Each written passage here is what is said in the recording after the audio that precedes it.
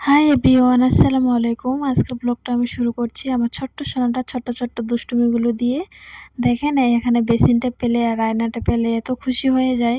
আসলে আমি এখানে আয়নাটা একটু পরিষ্কার করে নিয়েছিলাম, আর ওই এখানে ওঠার জন্য কান্না করছিল। দেখুন কি করছে, খুশি হয়ে যায় ওই জায়গাটাতে উঠলে। তারপরে আমি ওকে ঘরে দিয়ে আসলাম। দেন আমার মেয়েকে আমি বললাম যে, মা তুমি দেখো ভাইকে। আর তিনজনই ওরা আঠা নিয়ে খেলছিল। মানে আমি যখনই রুটি বানাই একটু একটু করে আটা দেই ওদেরকে, আর তারা ওটা পেলে না একদম আমাকে ডিস্টার্ব করা বন্ধ করে দেয়। জানি না কি যে মজা পায়, ওটা নিয়ে খুব সুন্দর করে ওরা খেলে।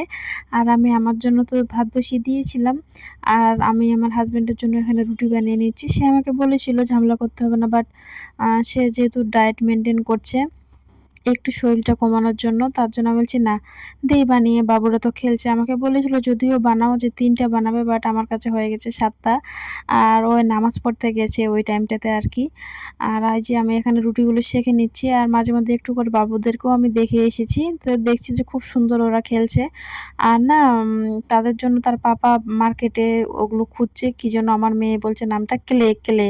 তো ওগুলো খুঁজছে, বলছে যে আম্মু যদি আমি পাই তাহলে নিয়ে আসবো। আমার মেয়ে বলেছে যে ওগুলো দিয়ে ও সুন্দর সুন্দর করে ফুল বানাবে।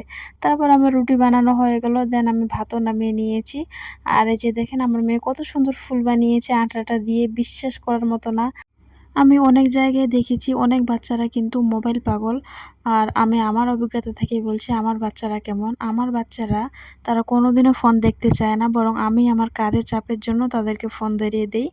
আর নাহলে তো আপনারা দেখতেই পাচ্ছেন তারা কী নিয়ে খেলছে। সো আজকের ব্লগটা এখান থেকে, আল্লাহ হাফেজ।